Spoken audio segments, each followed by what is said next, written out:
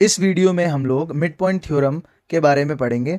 क्योंकि एक्सरसाइज 8.2 को सॉल्व करने के लिए हमारे पास दो मेन थ्योरम है, जिसमें से पहली थ्योरम है मिड पॉइंट थ्योरम और दूसरी जो थ्योरम है वो इसी वाली थ्योरम की कन्वर्स है, यानी उल्टी है।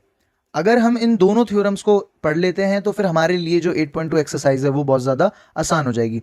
तो ये थ्योरम हमें क्या कहती है कि आपके पास इफ़ दो मिड पॉइंट्स हैं किसी साइड ऑफ ट्राइंगल पे, दो साइड ऑफ ट्राइंगल पे, जो कि हमारी फिगर में ई एंड एफ हैं, और अगर इन दोनों को हम जोड़ देते हैं, ई और एफ को हम लोग ज्वाइन कर देते हैं, तो यही बात लिखा हुआ है, the line segment joining the mid point of two sides of a triangle, वो पैरेलल होगी थर्ड साइड के। मतलब मैं ये कह सकता हूं कि ई एफ जो है वो पैरेलल होगा बीसी के and half of its length, और ई एफ जो होगा वो बीसी के हाफ भी होगा।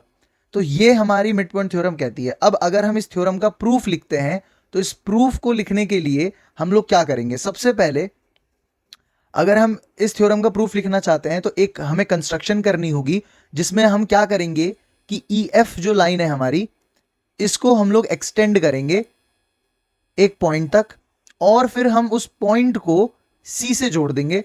तो मैं इस पॉइंट को डी नाम दे देता हूं।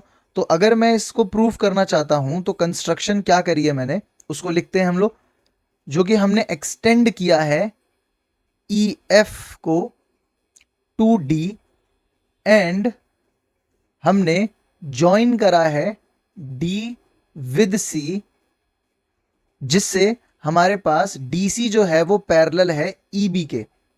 हमने लाइन बनाई ही ऐसी है कि डीसी जो है वो किसके पैरेलल है? ईबी के।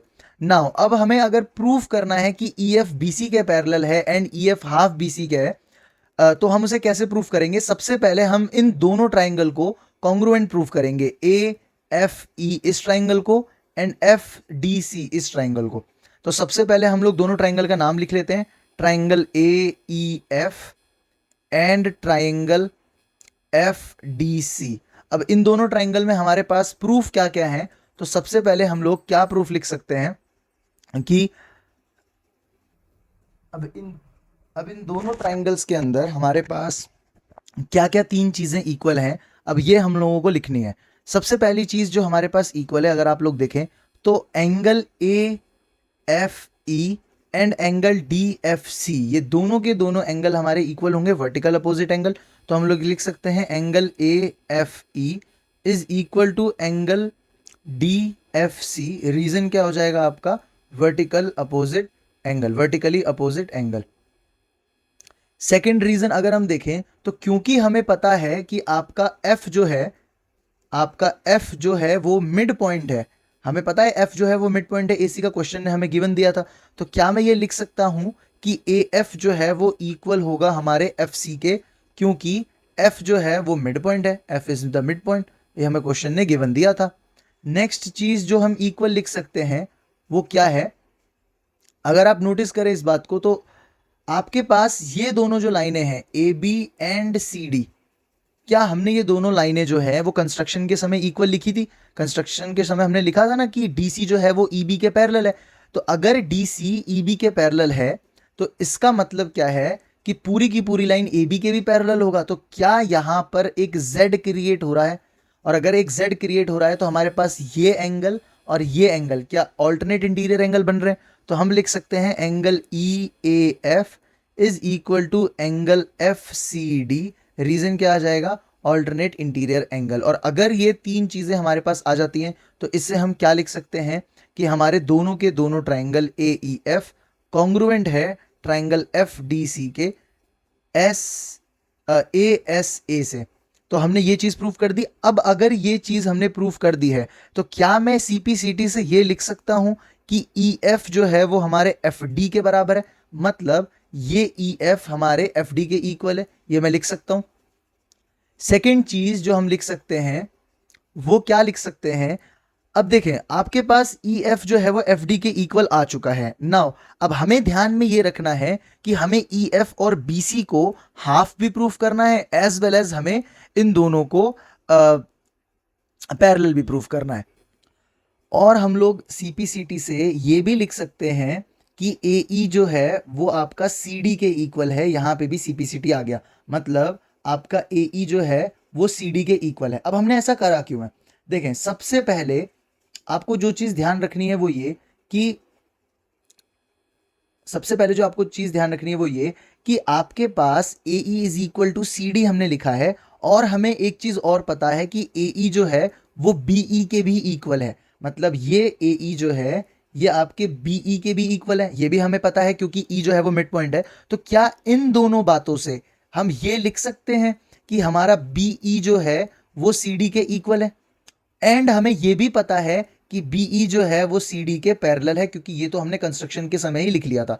अब इन दोनों बातों से क्या मैं ये लिख सकता हूं कि BECD इज अ पैरेललोग्राम? अगर ऑपोजिट साइड्स इक्वल हैं and as well as parallel भी हैं तो हम लोग उसे क्या लिख सकते हैं? पैरेललोग्राम लिख सकते हैं।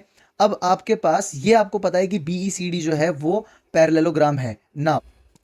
अब अगर BECD एक पैरेललोग्राम है तो क्या मैं यहां से ये कंक्लूजन निकाल सकता हूं कि ED जो होगा आपका वो BC के पैरेलल भी होगा, एंड ED जो होगा वो आपका इक्वल भी होगा BC के? ये हमें पता है पैरेललोग्राम के ऑपोजिट जो साइड होती हैं वो इक्वल होती है।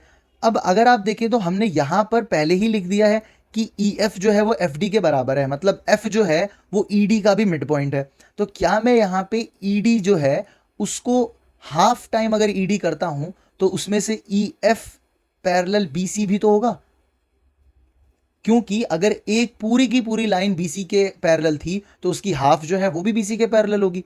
ठीक है, नेक्स्ट अगर आप देखें तो आपके पास ED जो है, ED मैं यहां पे लिखता हूं ED equal to BC given है। अगर मैं ED को लिखना चाहूं तो ये लिख सकता हूं EF plus FD is equal to BC। यहाँ पे EF एंड FD को मैंने जोड़कर लिख दिया कि वो BC के इक्वल है। नाउ अगर EF और FD दोनों बराबर हैं तो क्या मैं उसका नाम चेंज करके FD का उसे भी EF रख सकता हूं? तो यहां पर आ जाएगा 2EF is equal to BC, and अगर 2EF इक्वल टू BC है तो क्या मैं ये लिख सकता हूं EF is equal to half BC? क्या मुझे यही प्रूफ करना था कि EF हाफ BC है? पहली चीज ये थी कि EF पैरेलल है, और दूसरी चीज थी कि EF जो है वो हाफ है BC के। तो ये जाके आपका मिड पॉइंट थ्योरम का प्रूफ जो है वो आपका सॉल्व हो जाता है। आई होप आपको समझ में आया होगा। अगर आपको कोई भी डाउट है, कोई भी पॉइंट समझ में नहीं आया है तो आप कमेंट कर सकते हैं इस चीज के लिए। मैं आप पूरी कोशिश करूंगा कि आपका जो भी डाउट है उसे सॉल्व कर दूं। Thank you.